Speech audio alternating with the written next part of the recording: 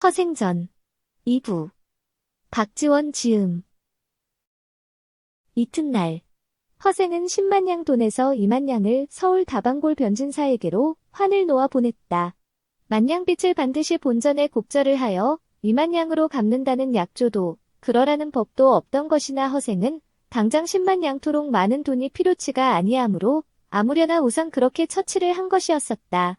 나머지 8만냥에서 만냥을 떼어 강선달을 행하로 주었다. 그리고 그 나머지 7만냥은 강선달을 시켜 그와 거래를 하는 강경장터에 큰 물상객주 윤서방 집으로 허생이 가서 찾도록 환을 놓아보내게 하였다. 만냥으로 장사를 하여 10만냥의 이문을 남겨 그렇게 후하게 처분을 하면서도 허생은 자기 자신을 위하여서는 미역 몇 필을 끄녀들여 먹쇠와 함께 겨우로 탄 벌식을 해 입은 것밖에는 단돈 한 푼을 쓰는 일이 없었다. 먹쇠가 본댁에도 돈을 좀 보내드려야 하지 않느냐고 무얼 잡수고 지내시라고 모른 척 하시느냐고 개두덜거리는 것을 허생은 서울서 떠날 제 돈 100냥을 보낸 것이 있으니 졸략히 한동안 지낼 테지 하고 하였다. 가난하여서 혹은 양반의 등살에 살 수가 없게 된 사람을 살기 좋은 고장으로 데려다준다는 소문이 안성읍에도 널리 퍼졌고 그래서 많은 사람들이 허생을 찾아왔다. 허생은 일일이 사정을 묻고 사람도 보고 한 후에 노수를 주어 3달 보름날까지 가족을 거느리고 충청도 강경장터로 오라고 일러서 돌려보내고 하였다. 사흘 동안에 200여 명이나 왔었다. 허생은 이 뒤로도 오는 사람이 있거든 자기가 하던 대로 이리이리 하여 달라고 강선달에게 부탁을 하고 마침내 안성을 떠났다. 아침 일찌감치 허생은 먹쇠를 데리고 나섰다. 허생은 행색은 지나간 8월 처음으로 이곳을 올 때와 별로 다를 것이 없어 꾀죄죄하고 초라하였다. 미영으로 안팎 옷 한 벌을 새로 해 입은 것이었으나 입은 지가 오래서 벌써 때가 묻었다. 갓은 올 때에 쓰고 왔고 이내 쓰고 있던 헝갓이었다. 노상에서 먹쇠가 사마신긴 새총박이 털매집신 대신 남학신이었다. 처음 와서 얼마 아니 되어 강선달이 그 남학신이 하도 민망하여 가죽신을 주면서 신으라고 하였다. 허생은 그런 것은 신을 줄도 모르고 신어본 적도 없다고 하였다. 그럼 허다못해 집신이나 미투리도 신으셔야지 저 조금 불편하십니까? 강선달이 그러는 말에 허생은 집신이나 미투리는 마른 날밖에 못 신지만 남학신은 진날 마른 날 두루 신으니 그보다 더 편리한 신발이 있어 하였다. 강선달은 비단 신발뿐이 아니라 그동안 옷도 몇 차례 값진 비단 등 속으로 일습식을 짓게 하여 가지고 나와서 허생에게 권을 하였다. 그러나 허생은 번번이 거절을 하고 있지 아니하였다. 고기가 생선도 먹지 아니하였다. 밥상에 고기와 생선이 올라도 젓갈도 되지 않고 채소와 장만으로 밥을 먹었다. 허생으로 오직 한 가지 과분한 것이 있었다면 술을 조금씩 먹은 것이었었다. 며칠 걸럭흠씩 밤으로 강선달이 향기 있고 맛 좋은 술을 내온 다치면 여남은 잔씩 기울이기를 매우 즐겨하였다. 그것도 매일 밤은 아니고 며칠 걸럭흠씩이요. 또 낮에는 절대로 술을 입에 대지 아니하였다. 허생이 안사랑 중문 밖으로 나서는데 내패교군 하나가 마침 등대를 하고 있었다. 강선달이 허생의 소매를 잡듯 하면서 간곡히 마지막 청이 올시다. 이걸 타고 가시지요. 한다. 허생은 웃으면서 성한 2 다리를 두고 어째 그런 걸 타고 다니오. 저한테는 그대지도 후히 해주셨는데 저는 그것을 만분일도 보답치 못해 차마 도리가 되었습니까? 괜한 말씀을.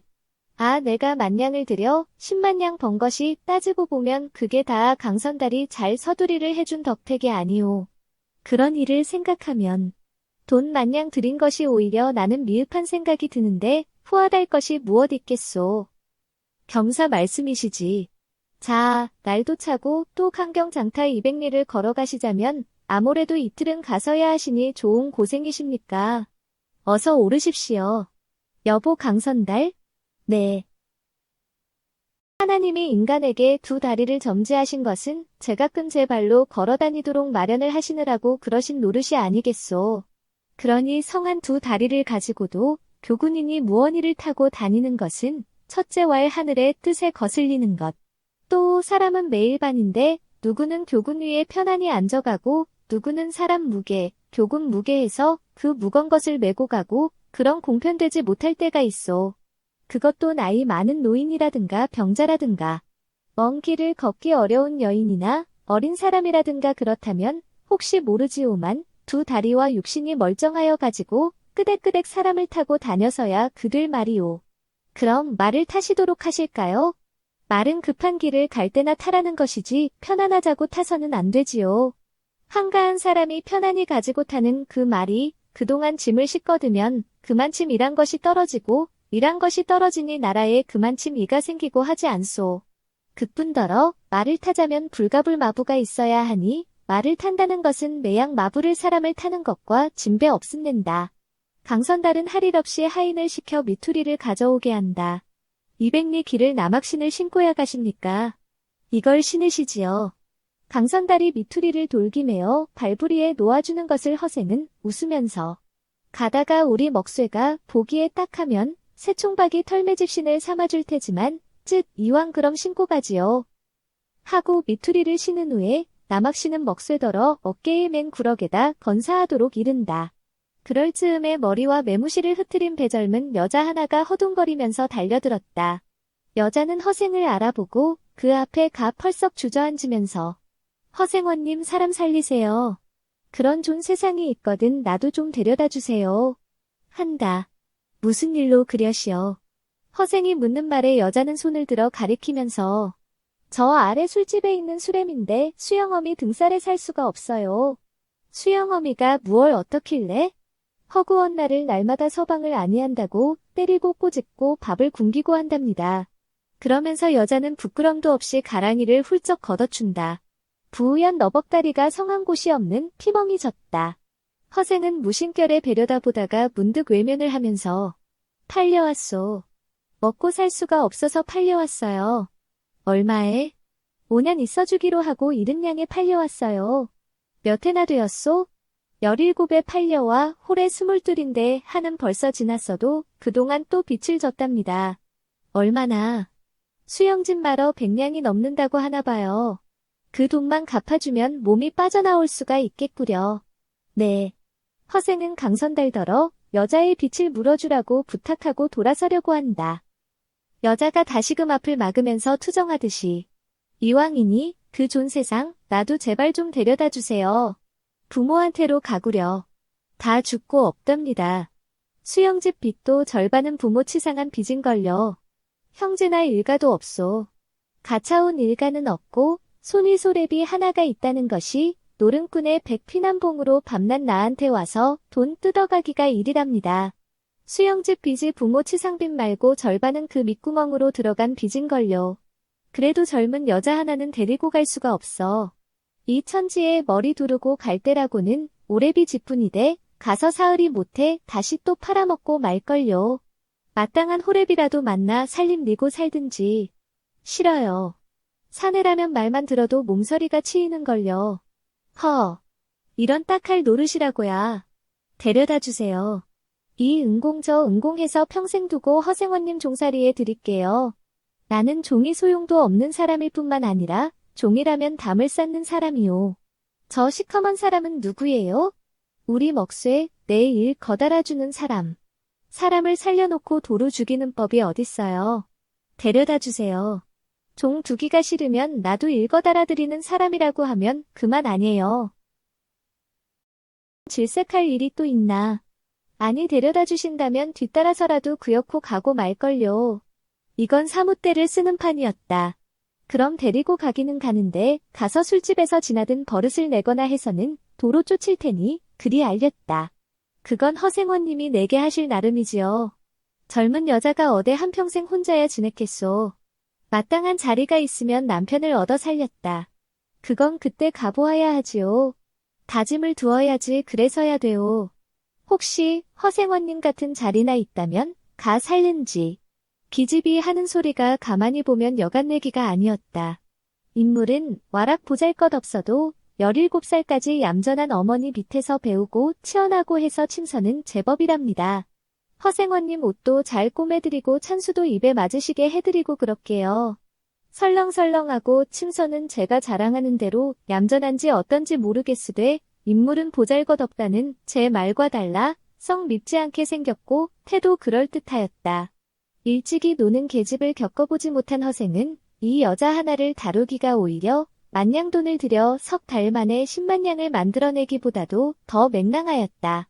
그래서 받자던 다짐도 받지를 못하고 계집이 농쳐 넘기는 대로 넘어가 그대로 데리고 길을 떠나버렸다. 흰 눈발이 희끗희끗 날리는 섣달 20날.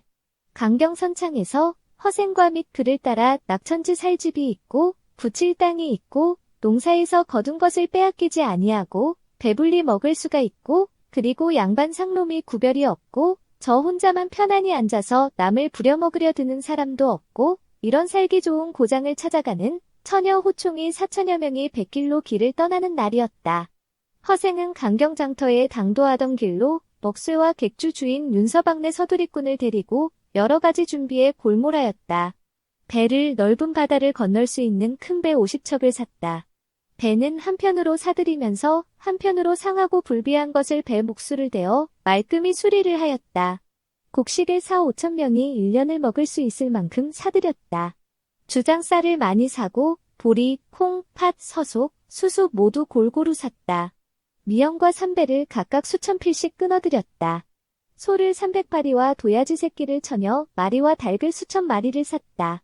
보습, 쇠스랑, 괭이, 호미, 낫, 가래 등 속의 농사 연장과 톱, 자귀, 대패 등 속의 목수 연장과 솥, 식칼, 비명, 소반, 도마 등 속의 밥 지어 먹을 제구와 가위, 바늘 등 속의 바느질 제구와 길쌈하는 배틀과 아무튼 처녀 가족의 4~5천 명 식구가 집을 짓고 농사를 하고 살림을 차리고 하기에 부족이 없을 만큼 넉넉히 그리고 골고루 장만을 하였다.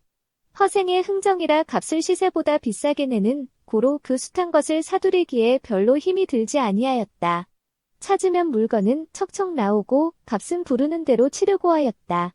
매와 안성서 따라온 여자, 는 허생에게 생각자나 좋은 소대 노릇을 하였다.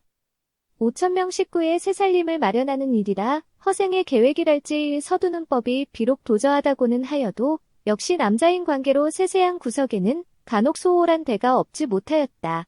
매화는 그런 것을 연애 총념하여 일수 재치 있는 훈수를 하고 하였다. 허생의 신변시 중에는 더욱 세밀하고 알뜰하였다.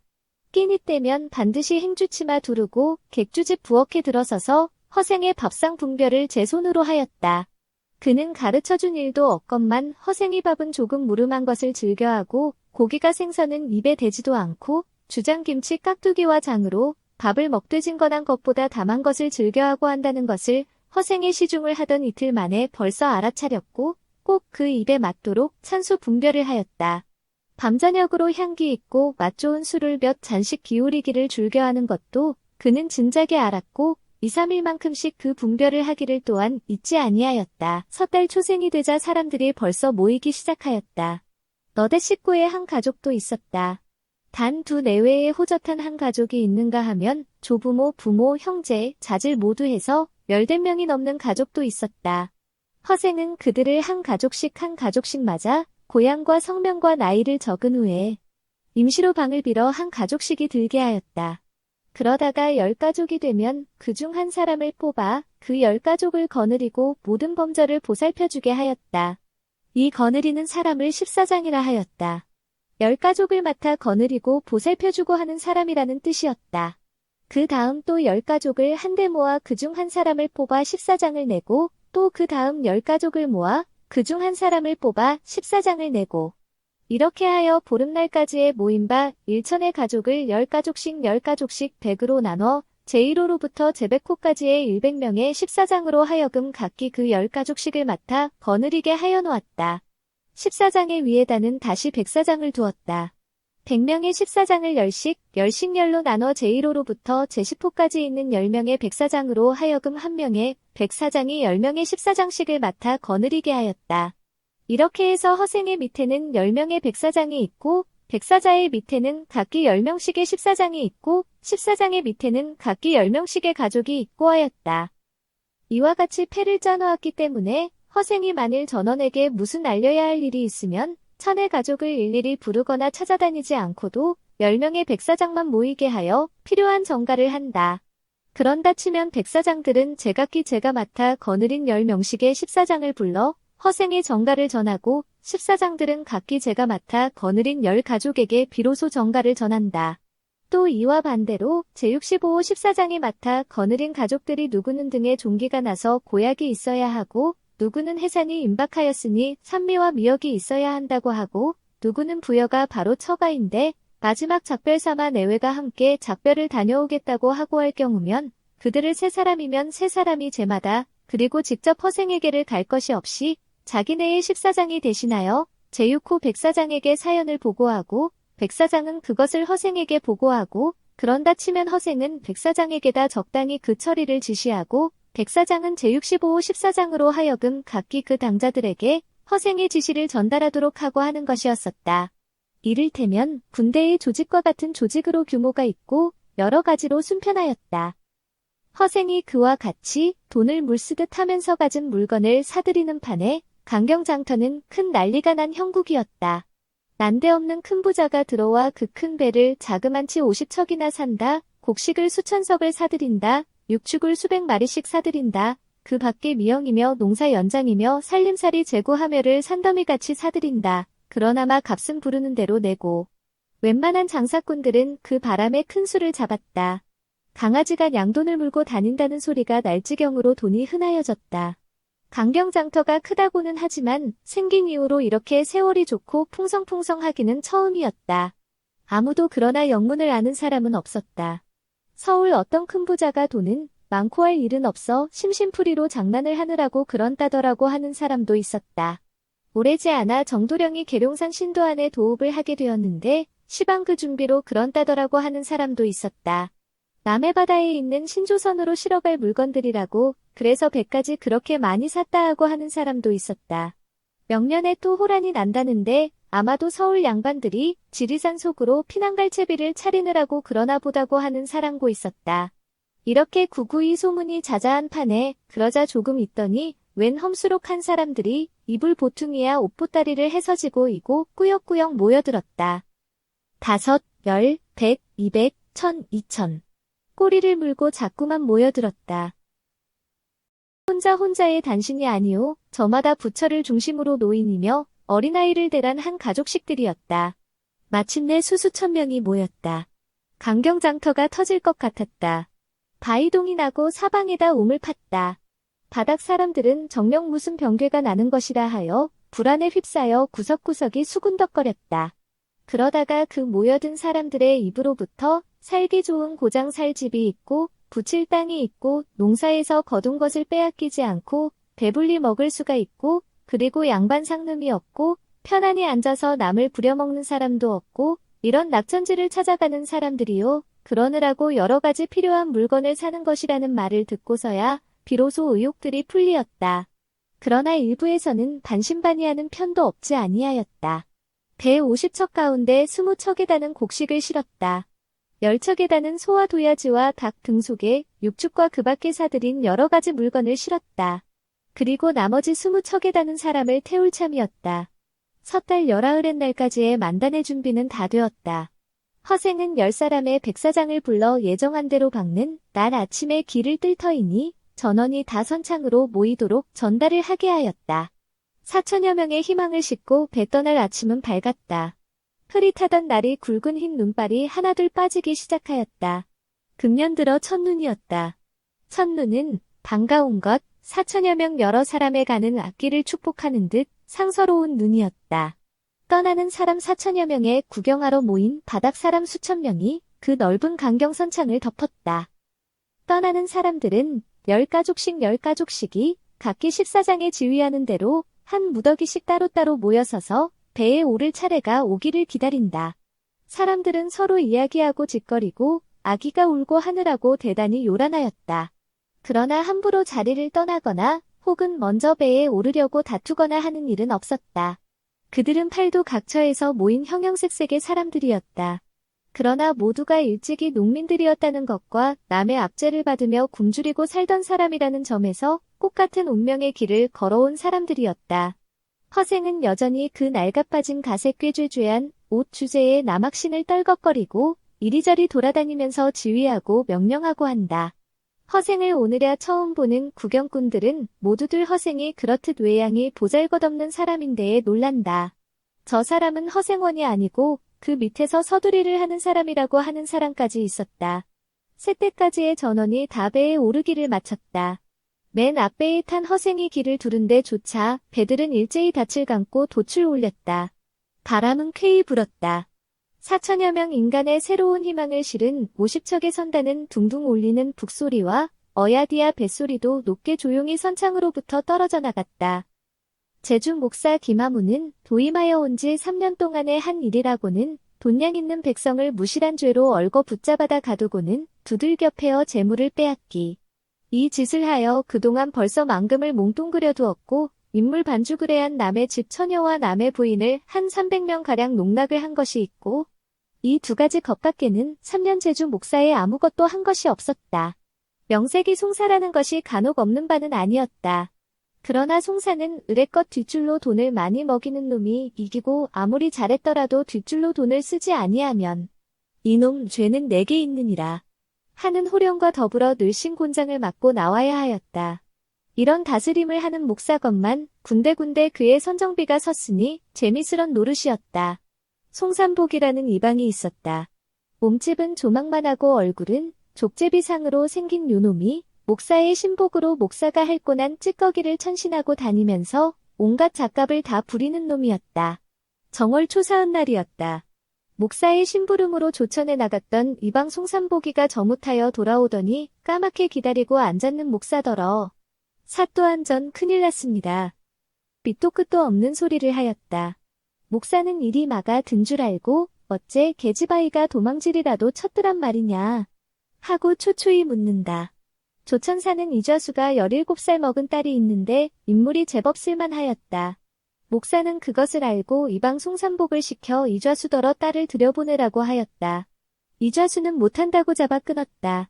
작년 세한 대목이 압박하여서였었다. 목사는 오늘 아침에 다시 송산복을 시켜 순리로 듣지 아니하면 내일은 새벽같이 포리가 물려나가느니라고 엄포를 하게 하였었다. 소위관순 불안당의 행티하고도 잠온 노골한 행티였다. 계집아이는 둘째 올시다. 시방 조천은 생난리가 났습니다. 송산복의 대답에 목사는 갈피를 잡지 못하여 난리라니 건 무슨 소리냐? 서울 사는 큰 부자로 허씨라는 양반이 큰 배 50척에다 곡식을 수천석을 싣고 사람을 수천 명이나 데리고 돈도 수만 냥을 가지고 조천으로 들어와서 시방짐을 푼다 사람을 내린다 하느라고 야단법석이 났어와요. 허씨의 큰 부자의 양반이라 못 듣던 사람인데 그래 무슨 목적으로 그렇게 많은 곡식에 돈에 사람들을 싣고 왔다드냐? 소인도 자상이는 모르겠사와도 우리 제주도로 살러 왔다고 하나 보아요. 그럼 실없이 잘 되었구나. 응 삼보가. 불강청위원정 고소원하던 노릇이지 그렇지 않으냐. 그야 여부가 없습지요. 그런데 큰일이 무슨 큰일이란 말이냐. 헤에. 송산복은 근천스럽게 웃고 나서 하도 큰 봉이 걸려들었길래 사또 한 전 좋아하시전에 놀래드릴 양으로 그랬습니지요. 헤에. 허, 그놈 참. 저 기름에 튀알놈한테 가끔 내가 속아 넘어간단 말야. 허. 그래 얘 삼보가? 네. 기집도 쓸만하게 덜어있다드냐? 그 많은 인총의 기집이 절반일 텐데 그 중에서 쓸만한 기집이 없겠사와요. 그렇기는 하다마는. 그거보담도 그 허씨가 소첩 하나를 데리고 왔는데 인물이 아주 똑 떨어져 싸와요. 똑 떨어졌어. 정말이냐? 목사는 사뭇 회가 동하는 듯 그의 우람스런 채집이 무색할 만큼 경망스럽게 그러면서 이방 송산복에게 얼굴을 들이댄다. 목사는 외양 생김새 하나만은 어디다 내놓아도 한 사람의 방백으로 손색이 없을 만큼 좋은 풍신이었다. 소인이 눈으로 보지는 못했습니다마는 조천 백성이 이르느니 그 말이니 아마 잘생기기는 잘생겼나 보아요. 목사는 눈을 갠소름이 하고 호색한 웃음을 지으면서 고개를 연방 끄덕이더니 허가는 그럼 그물에 든 고기니 수이 곧 주물러 짤 도리를 마련하려니와 얘야 그렇다고 생일날 잘 먹자고 이래 굶겠느냐. 이좌수 딸려는 어떻게 되었느냐. 아무래도 포교가 나가야 할까 보아요. 영영 내뻗드냐. 나를 죽이고 데려가라고 허와요. 내일 포교를 풀어내보내라. 고연 놈이지 제가 어딜. 내가 제주 목사 3년에 하고 싶은 노릇을 못해본 일이 없다. 이좌수 따위가 다 무엇이냐. 애비와 딸년을 다 잡아 대령해라. 잡아다, 애비는 옥으로, 딸년은 별당으로. 알지? 네. 에잉. 오늘 저녁에 꼭 재미를 보기로 요량을 했더니, 에잉. 삼복이, 내 애미라도 오늘 저녁에 대신 대령시켜라. 네. 그렇지만 소인의 애미는 쪼글쪼글합니다. 같은 날 이보다 조금 앞서서 조천에서는 50척배의 실은 물건을 풀고 사람이 내리고 하느라고 이방 송삼복이 목사더러 허겁을 떤 대로 완연 난리가 났었다. 내린 사람들은 일변 우물 파기 시작하였다. 강경장타와도 달라 4천여 명을 임신아마 거적해 할 방이 이곳 조천에는 없었다. 요행제주는 기후가 온화하여 정월인데 밭에 무배추가 푸르고 무성한 채 그대로 있는 곳이라 간단한 우무로도 추워서 못 견딜 염려는 없었다. 짐 푸는 대로 사람들 내리는 대로 우물 파는 대로 오락가락하면서 지시도 하고 보살펴주기도 하던 허생은 문득 마을을 향하여 천천히 걸어 들어갔다. 뒷짐을 지고 여전히 극욱 달아빠진 남학신을 떨걱거리면서 허생은 무엇보다도 바닥 사람을 사귀어야 하였고 민정을 살피어야 하였다. 행방이 없이 마을로 들어간 허생은 이 고삿 저 고삿 돌아다니다가 한 고삿에서 곡성이 나는 소리를 들었다. 처음에는 초상집인가 하였으나 초상집 울음과는 좀 다른 것이 있었다. 허생은 걸음을 멈추고 서서 귀를 기울였다. 울음은 늙은 울음, 젊은 울음, 서너 신하가 어우러져 우는 울음이었다. 어이구 분하고 원통한지고 그놈이, 그 몹쓸 놈이, 필경은 내 딸 자식을, 내 딸 자식을. 어이구 원통한지고.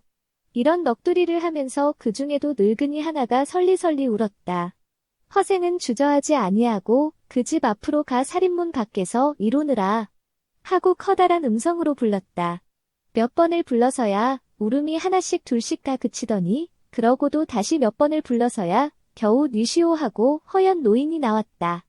한 70 되었을까? 의표도 허술한 짓과 한 가지로 공궁은 하여 보였으나 사람은 매우 깨끗하고 점잖스런 풍모였다. 노인은 숨겨지지 않는 울음 끝을 강행하여 숨기면서 퉁명스럽게 누구요? 하고 책망하듯 묻는다.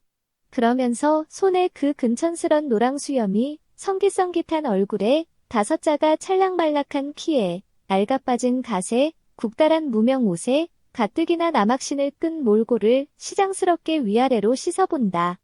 허생은 공순이 주인인가요? 그렇소. 무슨 일로 그러오? 내 성명은 허생이라고 부릅니다.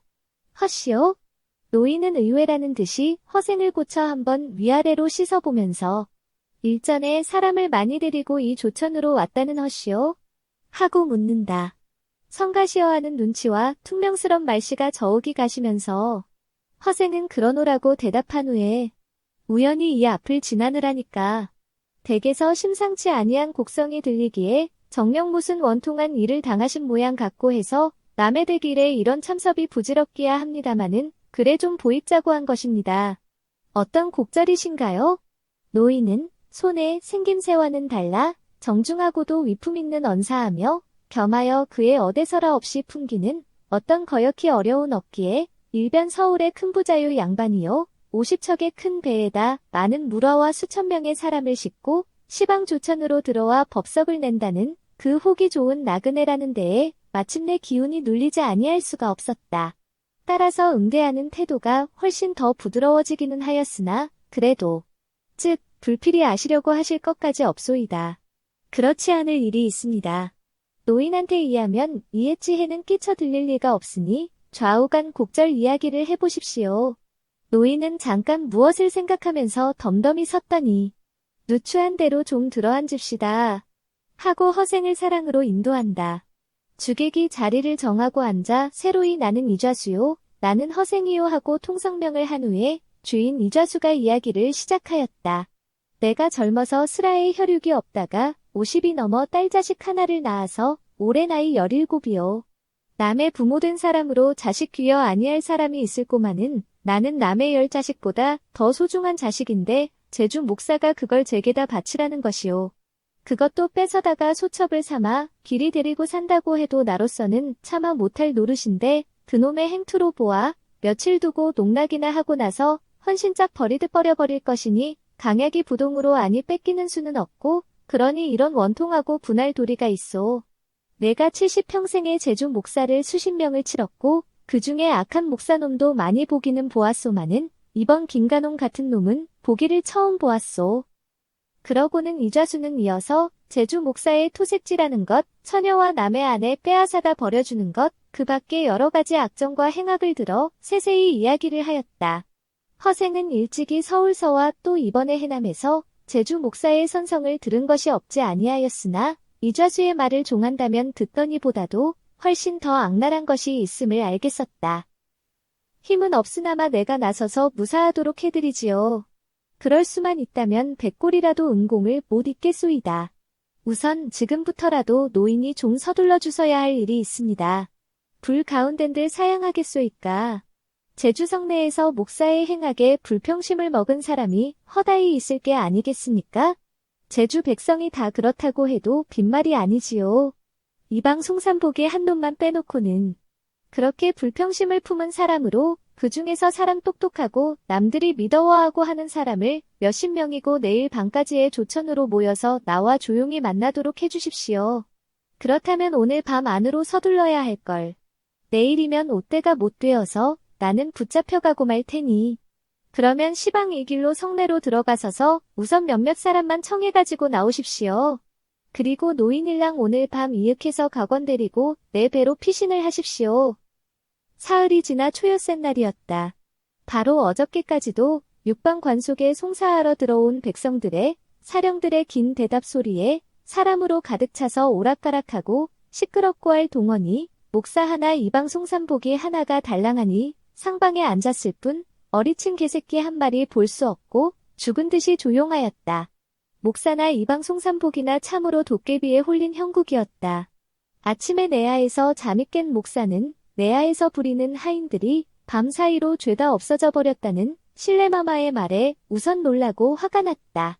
남이 해다 바치는 밥을 먹을 줄밖에 모르는 목사 내외는 아침밥을 굶어야 하였다.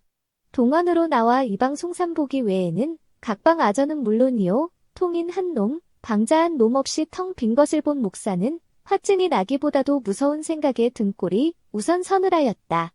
대체 무슨 내력인지 알 수가 없었다. 밤 상이에 육방 관속이 죄다 병이 나고 죽고 영고가 생기고 한 것이라고는 도저히 생각할 수가 없는 일이었다. 그러나 일변 또 밤 사이에 육방 관속이 죄다 병이 나고 죽고 병고가 생기지 하지 아니한 다음에야 이다지도 싹싹 무엇이 쓸어간 것처럼 한 놈도 없이 없어지고 말 이치는 없는 것이었었다. 목사는 당장 배가 고팠다. 마마가 하는 수 없이 정주로 내려가기는 하였으나 팔짱을 끼고 우두커니 섰는 도리밖에는 없었다. 할 줄 모르나 따나 밥을 짓고자 하여도 물을 길어올 재주가 없기 때문이었다. 목사는 변소회를 가야 할 터인데 뒤지를 가지고 대령하는 통방자가 없으니 큰일이었다. 화가 나니 담배라도 먹어야 하겠는데 담뱃대에 담배를 넣어 올리고 부시를 쳐서 불을 붙이게 하여 주는 통인이 없었다. 오늘은 옥에 가둔 죄인 가운데 끌어내다 닥달을 할 놈도 많았다. 또 사흔날 이후로 종적을 숨긴 이좌수와 그 딸년도 기어코 찾아서 붙잡아들여야 하였다. 그런 것도 그런 것이려니와 이놈들이 죄다 밤사이에 죽었거나 무엇이 물어가지는 아니하였을 터인즉 놈들을 붙잡아다 혀가 나오도록 깡그리 매질을 해야만 할 터인데 대체 누구를 시켜 우선 놈들을 붙잡아 오기라도 하느냐 말이었다.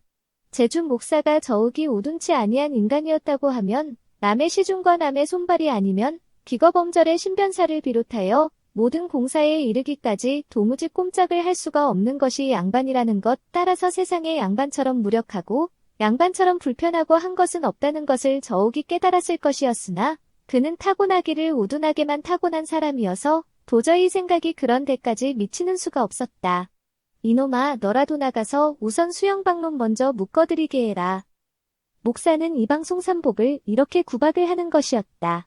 송산복은 하는 수 없이 일어서면서 소인이 오랏줄이 있어야 수영방을 묶어드립지요. 밧줄로는 몸 묶느냐? 밧줄이야 있읍지요마는 몸집이 소인 갑절이나 큰 수영방이 소인에게 묶이겠습니까? 이놈아, 어명을 받들고 내려온 제주 목사의 영이란 말도 못하느냐? 법은 멀고 주먹은 가깝답니다. 아무튼 우선 나가서 동정이나 살피고 옵지요. 동원을 나와 수영방의 집을 찾아가던 길초에서 송삼복은 사령 하나를 만났다. 아니, 너 웬일이냐? 송삼복이 질책하듯 묻는 말에 사령은 천연덕스럽게 네, 인전사령 구실 그만 다니고 달리 장사라도 할까 해서요. 그렇더라도 온다 간다 말이 없이 그러는 법이 있단 말이냐. 하기 싫은 사령 구실 억지로 다니라는 법은 있나요? 너 이놈 그렇게 방자히 굴고서도 제주 바닥에서 온전히 살까? 아따 못 살면 대수요. 송삼복은 분한간으로 하면 사령놈을 당장 물고를 낼 것이지만 누가 있어 송삼복을 위하여 방자스런 사령을 덜미 짚어다 형틀에 올려매고 넙죽넙죽 곤장질을 해줄 사람이 있어야 말이지. 수령방은 집에 있었다. 수영방은 나이 많아 형방고시를 그만 다니겠다는 것이 먼저의 사령과 핑계가 다를 뿐이지 그 나머지 문답은 결국 그 말이었다. 호장, 공방, 형장, 비장 죄다 찾아보았으나 죄다 같은 대답이요, 같은 태도였다. 사실 보고를 들은 목사는 화증을 내어 펄펄 뛰고 할 기운조차 없었다. 목사는 어깨가 축 처져가지고 앉아 한숨만 거듭 쉬었다. 정녕 그놈들이 나를 끝급수를 주자고 저희끼리 짜고서 이 거조를 낸 것이 아니냐? 얼마를 있다가 목사가 그러는 말에 송삼복은 소인소견에도 10분 그런 상식습니다. 그러니 놈들이 길래 이런다면 큰일이 아니겠느냐. 길래 그런다면 큰일이다 뿐이겠습니까마는. 하여튼 좀 두고 동정을 볶지요. 마마가 몸소 동원으로 나와 조반이 되었다고 하였다. 속은 상하여도 시장 한 판에 밥은 반가운 것이었다. 목상의 밥상은 있던 김치에 장조림에 젓갈 등 속으로 아무려나 신육만은 내었으나 밥은 밥인지 죽인지 분간키 어려운 이상한 물건이었다. 그러나 남 넷내가 코를 지르는 그럭저럭 보름이 지났다. 목사는 할 수 없이 제주를 떠나기로 하였다. 그동안 목사는 이방 송삼복을 시켜 육방 관속들을 달래도 보고 위협도 하여 보았으나 아무 소용이 없었다. 송삼복이 나서서 새로이 관속을 뽑아보았다. 다리가 뻣뻣하도록 온종일 돌아다니면서 권을 하여도 통인 하나 구하지를 못하였다. 마지막으로 요를 그 전에 상곱을 주기로 하고 사방에 방을 붙이는 한편 다시 송삼복이 나서서 권면을 하고 다녔다. 역시 아무 보람이 없었다. 이방 하나를 데리고는 목사질이 되어지지 않는 것이었다. 목사질을 못하게 된 바에야 우두커니 언제까지고 텅 빈 동원만 지키고 앉았을 터무니가 없는 것이었다. 제1의 밤이면 귀신 우는 소리에 사뭇 한 축이 날 지경이었다. 마침내 목사는 마마와 함께 평복으로 차리고 보따리에다 감나가는 것으로만 보화를 꾸려 짊어지고 제주 성내를 떠났다. 이방 송삼복이도 제가 한 가늠이 써 부지를 못할 줄 알고 마침 식구가 단 내외인 것이 다행이어서 목사를 따라 서울로 가기로 하였다. 욕심 같아서는 모아둔 돈과 그 밖의 모든 것을 죄다 가지고 가고 싶었다. 그러나 그들을 위하여 성내에서 조천까지 짐을 져다줄 사람은 눈먼 병신 하나가 없었다. 평복에 집신을 신고 꽤 큰 보따리를 어깨가 진 목사가 앞을 서고 마마가 그 역시 힘에 겹도록 무거운 보따리를 머리에 이고서 뒤를 따르고 그 뒤를 이방 송삼복이 내외가 커다란 한 보따리씩을 지고 이고 하고서 따르고 이런 창피한 행색으로 목사는 제주를 떠나지 아니치 못하였다. 목사가 제주를 떠난다 하니 거리거리 나서서 구경들을 하였다. 어떤 장난꾸러기는 고개 푹 수그리고 지나가는 목사의 앞으로 뛰어나가 너풋절을 하면서 사또 한전 어대 행차신가요? 하는 사람도 있었다. 누구는 따라가 보따리를 만지면서 저다 드립지요. 하는 사람도 있었다. 제주 백성은 거개가 목사에게 원한이 깊었다. 그 중에도 목사의 손에 부영이 어구리 매를 맞고 죽은 사람, 아내나 딸 자식을 농락당한 사람, 이런 사람들의 원한은 도저히 목사를 제 발로 성하게 걸어서 돌아가도록 가벼운 것은 아니었다. 그러나 그들은 허생의 단속으로 패하여 추렷이 물러가는 자에게 손을 대지는 아니하였다. 목사 일행은 조천에서 두 달을 묵었다. 배는 없었다. 그들은 주막에 들어 한 상에 10량 20냥 하는 밥을 혹은 금싸라기로 혹은 은덩이로 혹은 폐물로 주고 사 먹어야 하였다. 값을 그렇게 받지 않고는 그들에게 밥을 팔고자 하는 사람이 없으니 무관해한 노릇이었다. 일행이 목숨같이 여기며 어깨가 휘고 목이 옴츠라드는 것도 헤아리지 아니하고 성내에서 조천까지 지고 온 보따리의 금은 보화와 비단이 하나도 없이 밥값으로 동인하던 두 달 만에야 겨우 배가 있어 아무려나 그들은 조천을 떠날 수가 있었다. 물론 맨주먹의 빈 보따리였다. 이구에 새로이 제주 목사가 나고 도임을 하고 하였다. 신현 하인을 이제나 저제나 기다리다 못하여 신관은 자기 집 하인 둘을 데리고 호젓한 도임을 하였다. 배에서 조천에 내린 신관은 우선 말을 구하지 못하여 걸어서 성내까지 들어가야 하였다. 동원은 텅 비고 구관 때 그대로 6번 관속이라고는 구림자도 구경을 할 수가 없었다. 신관이 데리고 온 자기 집 하인을 시켜 전임 관속을 찾아다니며 다시 구실을 다니도록 일렀으나 아무도 응하는 사람이 없었다. 이방 하나를 데리고는 목사질을 못하듯이 하인 둘을 데리고도 목사질은 못하는 법이었다. 도임한 지 20날 만에 신임 목사는 도임하던 때 모양으로 하인 둘을 데리고 걸어서 제주를 떠났다. 둘째 번의 신관 제주 목사도 별수가 없었다. 셋째 번, 넷째 번도 매양 일반으로 보름 아니면 20날 만에 돌아가고 말았다. 서울서는 아무도 제주 목사를 원하는 사람이 없게쯤 되었다. 조정에서는 성가신참이라 제주 하나쯤 한동안 공관이면 어떠랴 하고서 내버려두고 말았다. 어느덧 3년의 세월이 흘렀다. 그동안 제주는 허생이 일찍이 여러 사람들에게 언약을 한 대로 그리고 조천에 내리어 제주의 유력한 사람들에게 역시 언약한 대로 낙천지 살기 좋은 고장이 되었다. 살 집이 있었고 붙일 땅이 있었다. 농사에서 거둔 것을 빼앗기지 않고 배불리 먹을 수가 있었다. 양반 상놈의 구별이 없고 저 혼자만 편안히 앉아서 남을 부려먹으려 드는 사람도 없고 이런 살기 좋은 고장이 되었다. 게으르면 당장 배가 고프고 또 남들이 게으른 놈으로 돌려놓고 하기 때문에 다들 부지런히 일을 하였다. 남의 것을 부러워할 일도 없고 남에게 의지해서 살 필요도 없었다. 저마다 성실히 일하며 살되 남을 해롭게 하기를 절대로 삼가하였다. 사람들은 남에게 사패가 되는 일이면 아무리 이가 되는 일이라도 사양하였다. 자연 싸움이 없고 화목하였다. 말을 많이 쳐서 말과 말총을 육지로 내어 동과 제주에 없는 물건을 사들였다. 생선과 미역을 많이 따서 역시 육지로 보내었다. 일본 장기에도 배로 교역을 하였다. 덜어는 천국과도 교역을 하였다. 제주는 아무 부족할 것도 기를 것도 없는 낙천지 살기 좋은 고장이 되고서도 오히려 남을 것이 있었다. 모든 것이 허생의 힘이었다. 3년 동안 허생은 오로지 제주를 살기 좋은 고장으로 만들기에만 정성을 다하였으며 사람들을 편안히 잘 살 수 있도록 하는 데에만 힘을 썼다. 그리고 모든 것이 허생의 뜻한 대로 다 되었다. 언약한 바를 언약한 대로 성취한 허생은 제주에 더 머물러 있어야 할 일이 없었다. 부인 고씨가 가난을 참지 못하여 바가지를 긁고 하는데 예라 잠시 동안 세상 바람도 쏘이고 세태와 물정도 두루 살펴 후일에 도움을 삼으리라 하고 집을 나선 것이었었다. 막연히 과객질이나 하고 돌아다니기보다는 자기의 경세하는 재능과 솜씨를 한번 시험하여 봄도 무방한 일이었다. 우선 초면 부지의 변진사에게서 단 2마디로 만냥의 큰 돈을 구하여내는데 성공하였다. 만냥의 미천으로 10만냥의 돈을 용이히 만들기도 하였다. 제주 목사를 털끝 하나 건드리지 않고 제풀에 물러가게 하기도 하였다. 4천여 명의 불우한 사람들과 제주 일판의 사람들로 하여금 편안히 잘 살 수 있도록 하여주기도 하였다. 모든 것이 성공이었다. 그러니 인제는 돌아가 글을 더 읽는 것이 것이었었다.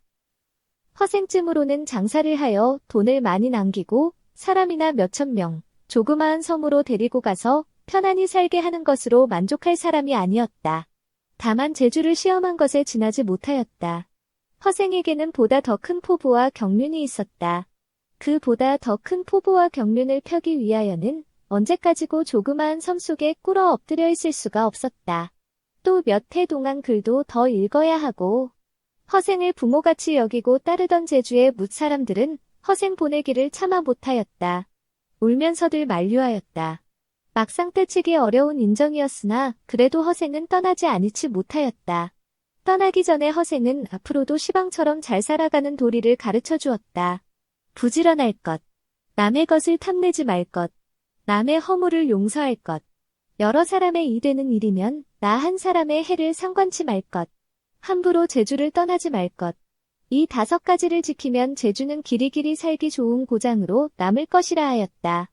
그리고 앞으로 조정에서 목사를 보내어 다스리는 마당에 만약 목사가 악정을 하거든 일찍이 하던 법식대로 하여 그로 하여금 잊지 못하고 물러가게 하라고 하였다. 봄 3월 일기화창한 하루날 허생은 10,000도 넘는 남녀노소의 전별을 받으면서 먹쇠를 데리고 배에 올랐다. 헝가세, 헤어진 무명옷에 굽 달아빠진 남학시네. 허생의 행색은 여전히 이렇게 초라하였다. 허생은 그동안 3년만 하여도 육지로부터 여러 만금을 벌어들였었다. 그러나 그는 떠나는 마당에서는 먹쇠의 전대에 돈 성량을 넣게 한 것밖에는 없었다. 해남서 서울까지 갈 2사람 모가치의 노수돈 성량이었다. 허생이 탄 배가 드디어 닻을 감고 돛을 올렸다. 배는 선창으로부터 조용히 물러났다. 잘 가세요. 안녕히 기세요. 이 마지막 작별의 인사소리가 만명의 입으로부터 수없이 외쳐졌다. 노인들은 눈물을 씻었다. 여자들은 허생원님 부르면서 울었다. 허생은 정든 자식을 떼치고 떠나기처럼 마음이 창연하였다. 배전에 지어서서 연방손을 젓는 동안 무심코 눈물이 어리었다. 허생의 뒤에 서서 먹쇠도 주먹으로 눈물을 닦았다. 이 융숭한 배움과 간곡한 작별에 누구보다도 빠져서는 아니 될 사람이 하나가 눈에 띄지 아니하였다. 매화가 없어진 것이었다. 매화는 그도 만명의 다른 사람들과 함께 조천으로 허생을 배웅하러 나오기는 나왔었다. 그러나 정작 허생의 배가 떠나는 자리에는 보이지를 아니하였다. 허생은 제주를 떠나기로 작정을 하고 나서 어느 날 매화를 앞에 앉히고 조용히 물었다. 자네는 어떻게 할 텐가? 저는 여기 있겠어요.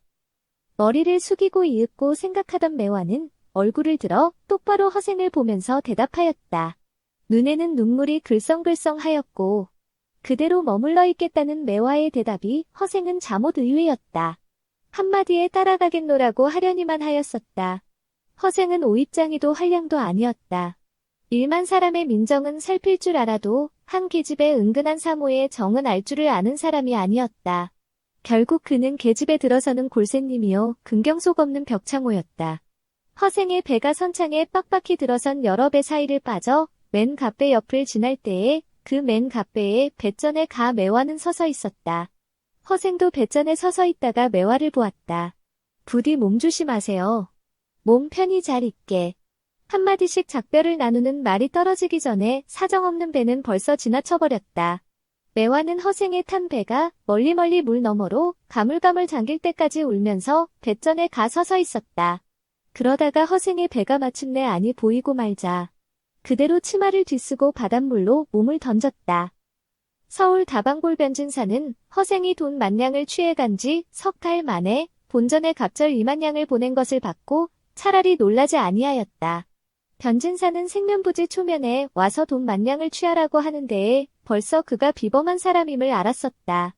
따라서 그 취하여 간 10,000냥 돈에 대하여 이루에 필연코 어떤 비범한 하회가 있을 것으로 믿고 있었다. 했던 것이 과연 석 달 만에 10,000냥에 갑절 20,000냥을 올려보냈던 것이었었다. 취해 간 10,000냥을 반드시 갚을 것으로 값되 20,000냥으로 갚을 것으로 믿고 기다린 바는 아니었다. 돈이야 서로 갚지 않는다고 하더라도 하여커나 범상한 사람에게서는 만금으로 구할 수 없는 비범한 재주를 부리고야 말 것을 그는 믿었던 것이었었다. 달리 큰 황제라도 하였다면 모르거니와 돈 10,000냥을 가지고 석 달 동안에 그 갑절 20,000냥으로 늘린다는 것을 조련한 일이 아니었다. 가사 또 몇만 냥의 이문을 보았다손 치더라도 본전만 냥에다 석 달 만에 이자 10,000냥을 얹어서 20,000냥으로 갚는다는 것은 여간한 담보로는 생이치 못하는 짓이었다. 변진사는 조선의 모처럼 큰 사람이 난 것이라고 하였다. 변진사는 임무를 돕기 위하여 돈과 수고를 아끼지 싶지 않은 사람이었다. 그는 묵적골 허생의 본집에 다달이 양식과 그리고 옷감이며 창거리를 대었다. 물론 간소하게였다. 허생의 부인 고씨는 이 다음 사랑에서 돌아오시면 걱정을 하신다고 처음에는 받지 아니하려고 하였다. 이런 것을 보면 고씨 부인도 노상 어리석기만한 지엄이는 아니던 모양이었다. 변진사는 허생의 부탁이라고 하인으로 하여금 꾸며대게 하였다. 그 말을 듣고서야 고씨 부인은 잠자코 받아들었다. 변진사는 하인을 시켜 다달이 그렇게 살림 뒤를 대는 한편 열흘 만에 한 번 혹은 보름난에 한 번 동자를 앞세우고 스스로 허생의 집을 찾아가 허생이 돌아온 여부를 묻고 하였다. 3년을 변지사는 꾸준히 그것을 계속하였다. 한 달, 2달도 아니오. 3년을 꾸준히 그런다는 것은 여간 정성으로는 어려운 일이었다. 3년 만에 허생은 마침내 돌아왔다. 집을 나갈 때처럼 헝겊을 쓰고 낡은 무명옷을 걸치고 굽 달아빠진 남학신을 끌고 2, 3일 동안 가까운 시골이라도 다녀오는 사람처럼 심상한 얼굴로 그는 돌아왔다. 허생이 돌아오던 닷새 만에 변진사가 올라왔다. 둘이는 만났다. 허생과 변진사는 두 번째 대면이었다. 그러나 둘이는 오랜 교분이 있었던 것처럼 지기가 상합하였다. 변진사가 허생이 비범한 인물임을 안 것과 한 가지로 허생도 변진사가 녹록한 사람이 아닌 것을 알았었다. 첫째, 변진사는 사람을 알아보는 눈이 있었다. 또 만량의 큰 돈을 성명도 거주도 모르는 사람에게, 그러나마 궁한 선비에게 말 한마디로 선뜻 내어주는 것은 여는 사람과 다른 딴 보장이 있는 사람이 아니고는 어려운 일이었다. 이런 사람이면 더불어 천하의 경륜을 논하여도 족하리라고 허생은 생각하였었다. 허생이 돌아온 뒤로 변진사는 사흘만큼씩, 닷새만큼씩 밤저녁으로, 덜어는 일기화창한 날이면 낮으로 조촐한 술상을 들려가지고 허생을 찾아와 밤이 깊도록 혹은 날이 저물도록 권커니 잣거니 술을 마시면서 이야기에 세월 가는 것을 입고하였다. 어떻게 하면 조선의 정치와 나아가서는 조선 전체의 운명을 그르쳐가고 있는 사색당파의 싸움을 없이 할 수가 있을까? 어떻게 하면 조선이 부하고 강성한 나라가 되어 백성이 줄이지 않고 편안하며 밖으로 임진왜란이나 병자호란 같은 우리의 약함을 엿보고 침노한 외난을 미리서 막을 수가 있을까? 이런 이야기로 긴 밤을 짧게 새우며 해를 지우며 하기 물은 몇 번일는지 몰랐다. 그러던 어느 날 밤 변진사는 남모를 손님 하나를 데리고 왔다. 허생이 수인사를 하고 보니 당시에 크게 이름이 떨치고 있던 이완대장이었다. 이때의 조정에서는 북벌 북쪽으로 천국을 칠 계획을 세우고 여러 가지로 준비를 하면서 아울러 널리 인재를 구하고 있었다.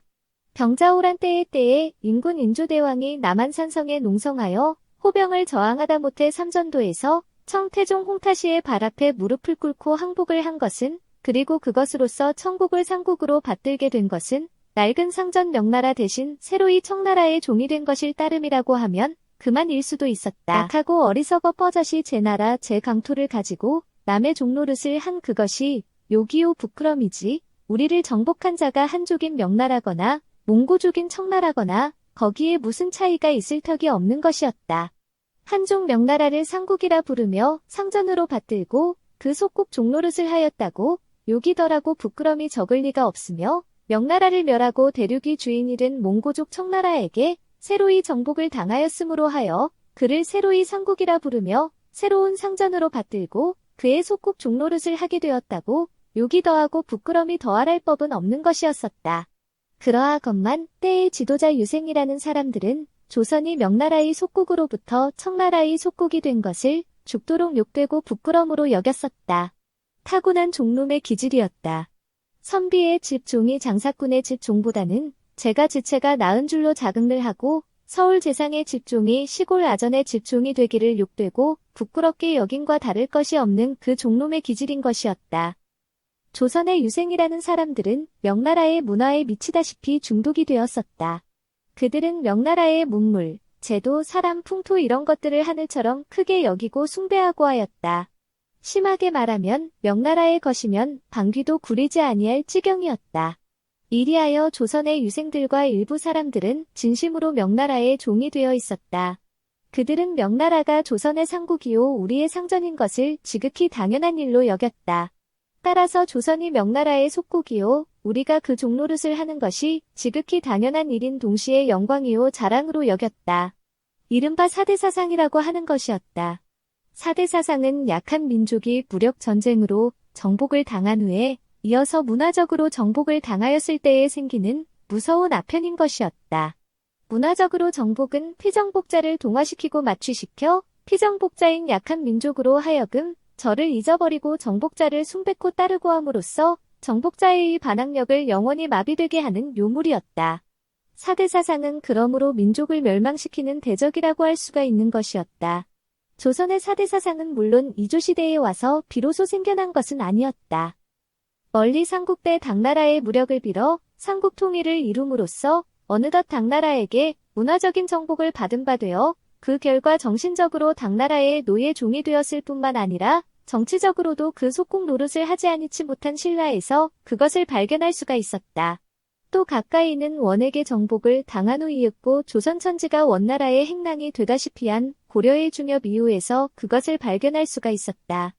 효종대왕은 병자호란의 삼전도에서 청태종의 발부리 앞에 무릎 꿇고 항복을 한 이조대왕의 바로 아드님이었다. 그는 당시의 욕을 몸소 겪었음이나 다름이 없는 터라 청나라에 대한 복수심이 자목 깊을 수가 있었다. 그런데 그는 또 한 가지 병자호란의 뒤치다거리로서 청병에게 인질볼모로 끌려가 8년 동안이나 요양에 붙잡혀 있으면서 갖은 고통을 당한 것이 있었다. 그리하여 그는 미리미리 청나라에다 한번 복수를 시험할 뜻이 있었고 위에 오르자 미구의 북벌 청나라를 칠 계획을 세워 부지런히 준비를 시작하였다. 이 효종대왕의 뜻을 받들어 북벌을 맡아보는 문신의 우암 송시열이 있었다. 송시열은 홍백을 명나라에다 팔아먹은 4대 사상의 당대 두목이었다. 송시열과 및 그와 종파를 같이 하는 지도자 유생들이 보기에는 몽고와 만주의 호지에서 일어난 청나라는 한낱 보잘것없는 변방족속이요 공맹이 도와 학문이 없는 오랑캐였다. 그런 오랑캐의 무리가 그래도 신하는 신하이겠는데 신하로 인군을 쳐 물리치고 그 자리에 올랐으니 천하에 용서치 못할 찬혁이었다. 마땅히 군사를 일으켜 죄를 물어야 하는 것이라고 하였다. 청나라는 명나라를 멸하였으니 명나라의 원수였다. 조선은 명나라의 신하뻘이요 명나라는 조선의 상국인즉 명나라를 멸한 명나라의 원수 청나라는 곧 조선의 원수였다. 그뿐 아니라 조선과는 병자호란의 원수가 있었다. 조선은 마땅히 군사를 일으켜 청나라를 쳐 멸함으로써 두 가지 원수를 갚아야 하는 것이라고 하였다. 명나라는 일찍이 임진왜란 때에 50만의 대병을 조선으로 보내어 망하게 된 조선을 살려내어 주었다. 조선이 외병에게 아주 망하는 날이면 그 다음에 망하는 것은 명나라였다. 그러므로 명나라가 조선에 동병을 한 것은 단지 조선을 구하자는 것이 아니오 조선을 구함으로써 명나라 자신의 보전을 도모하자는 노릇이었다. 조선이 10번 망하더라도 명나라의 안전에 별반 영향이 없는 것이라고 하면 명나라는 단 한 명의 군사도 동병을 하려고 아니하였을 것이었었다. 조선의 4대 사상자 명나라의 혼백을 팔아먹은 유생들은 그러나 명나라의 동병이 전혀 조선이 멸망을 구원하기 위한 상국이 의리라고 하였다. 그리고 그 덕택에 조선은 외병의 손에 망하고 말 것이 뻐젓이 구원이 된 것이라고 하였다. 이 임진왜란의 동병의 대의를 위하여 조선은 군사를 일으켜 청나라를 칠 의리가 있는 것이라고 하였다. 송시열을 두목으로 한 유생들의 북벌 천국을 치는 이유와 목적은 그러하였다. 인군 효종대왕괴 민무신으로 북벌의 중심 인물인 이완대장의 뜻하는 바 북벌의 목적은 그러나 지극히 단순하였다. 변방의 오랑캐 족속에게 무릎을 꿇어 항복을 하고 그를 상국으로 받들고 한분을 푼다는 것이었다. 그 이완대장이 변진사에게서 노누이 이야기를 들은 것이 있어 임무를 시험할 겸 함께 허생을 찾아온 것이었다. 당당한 훈련대자의 지체로 명색 없는 궁한 선비를 몸소 찾아본다는 것은 적지 않은 파격이었다. 그러나 이완 대장도 그런 것쯤에 구애되어 방금 큰 인물이 얼마든지 소용되는 이 판에 사람 찾아보기를 주저할 옹색한 사람은 아니었다. 한 번 다녀간 이완 대장은 그 뒤에도 종종 변진사와 함께 혹은 혼자서 허생을 찾아오고 하였다. 그러는 동안의 허생이라는 사람이 당절에는 드문 포부와 경륜과 담략을 갖춘 큰 인물인 것을 차차로 깨닫게 되었다. 하루 저녁 마침내 이완 대장은 마음에 먹은 바를 토설을 하였다. 변진사를 하필 따돌린 것은 아니나 마침 이완 대장만 혼자 온 길이었다. 변진사가 보내는 맛좋고 향기 있는 술과 조촐한 안주는 떨어지지를 않는 터라 허생은 이완 대장과 마주 앉아 여러 잔을 기울였고 이미 술이 거나하였을 무렵이었다. 허생원 오늘 저녁에는 내가 긴히 할 이야기가 있습니다. 이완 대장은 이렇게 허두를 내고 나서 잔을 들어 주욱 마신 후에 다른 게 아니라 조정에 한번 나와보실 의향이 없으십니까? 하고 묻는다. 허생은 빙긋이 입가에 미소를 띠고 날더러 벼슬을 하라고요. 조정에서는 시방 은밀히 큰 계획을 꾸미고 있는 것이 있습니다. 북벌할 준비를 하는 주이지요. 그래서 두루 큰 임무를 구하던 차인데 마침 허생원 같은 분을 만나 나로서는 여간 마음 든든한 바가 아니올시다. 네, 북벌을 하신다고요. 네, 매우 장하신 노릇입니다. 정중한 말과는 달라 허생은 신통치 못해 하는 얼굴로 연해 그러더니 무슨 필요로 북벌은 하시나요? 문신으로는 우아미, 무신으로는 불초한 내가 각기 상감의 명을 받들어 북벌 일자를 계획하고 있기는 있으나 그 우아미라는 사람과 사사의 의견이 맞지를 아니해서 여간 각다분한 게 아닙니다.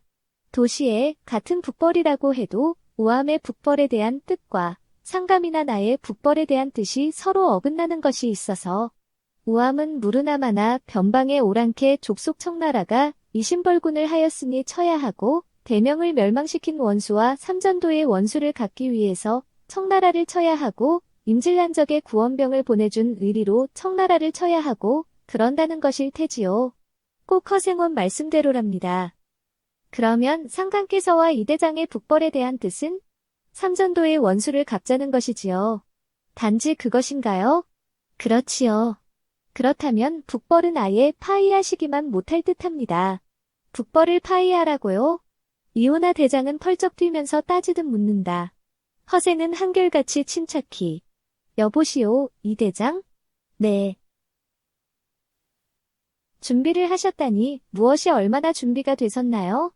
서울서 5,000명, 팔도에서 10,000명, 도합 15,000명 군사를 조련한 것이 있고 그 15,000명 군사를 1년 동안은 동병할 만한 각종 병장기, 군량, 마초, 화약, 돈이 준비가 되었습니다. 수군은? 없습니다. 주장 6전만 할 요량이니까요. 이 대장? 네. 원나라가 중원을 평정하기에 군사를 얼마나 동원했으며 몇 해나 걸려서 평정을 했는지 아십니까? 또 청나라가 중원을 평정하기에 얼마나 군사를 동병을 했으며 몇 해나 걸려서 평정을 했는지 아십니까? 설마 군사 15,000명을 동병해가지고 1년 만에 중원을 평정하리라고는 생각지 아니하시겠지. 우리도 중원을 평정하고 영경다 도읍을 하든지 요동만 도로 찾고 말든지 그것은 하여간 30만 보병과 5만 수병으로 연방 충나는 군사를 보충해가면서 졸잡아 10년 하나는 끌어야 목적을 이룰 것입니다. 대장 요량의 지금 조선 형편으로 35만을 10년 동안 동병을 할 수가 있으리라고 생각하십니까? 정령 북벌을 하시려거든 우선 북벌을 파의하십시오. 조련하든 군사를 헐으십시오. 병장기는 녹여서 괭이를 만들게 하십시오. 화약은 물에 넣고 돈과 군량은 가난한 백성을 논아주십시오. 그러고서 20년 동안 전쟁 이자는 입 밖에 내지를 말고 오직 조정에서는 사색 붕당의 싸움을 물리치고 수령 방백으로는 백성의 재물을 범치 못하게 하십시오. 그래서 우선 우리 조선이 부강하고 일변 백성은 나라를 신뢰하는 나라가 되게 해놓으십시오. 20년은 너무 요원치 않습니까? 가만히 거십시오. 그렇게 20년을 해서 뜻대로 조선이 부강하고 백성이 조정을 신뢰하고 하거든 그때부터 10년 위안하고 전쟁할 준비를 시작하십시오. 3, 40만 군사를 10년 이상 동병할 수 있는 준비를 하십시오. 그러나 전쟁할 준비라고 해서 군사를 조련하고 병장기를 만들고 군량 마초를 장만하고 그러는 것만이 전쟁할 준비가 아닙니다. 염탐을 몇백 명이고 청나라를 들여보내서 400여 주의 지리를 세밀히 조사하고 군비에 어떠한가를 조사하고 또 한편으로는 청나라 조정과 중원 백성의 사이를 떼어놓고 그 밖에도 할 일이 많습니다마는 우선 대강은 그렇습니다. 그렇다면 30년이 지난 뒤겠는데 그때 가서는 이 이완은 벌써 지하에 객이 되었을 게 아니겠습니까? 이 대장은 돌아가셨어도 나라와 백성은 있습니다. 한 개인의 수명은 불과 70이지만 나라와 백성의 앞날은 영원무궁한 것입니다. 우리가 우리 대에 못하면 우리 아들들이 있지 않습니까? 우리 아들들이 못다 하면 우리 아들들의 아들들이 또 있지 않습니까? 허생원. 아니 선생님. 그러면서 이완대장은 허생의 손목을 덤쑥 쥐고 크신 줄은 알았지만 이대지 크신 줄은 몰랐습니다. 내 상관께 품하지요. 매우 반가워하실 것입니다. 부대 조정에 나와주십시오.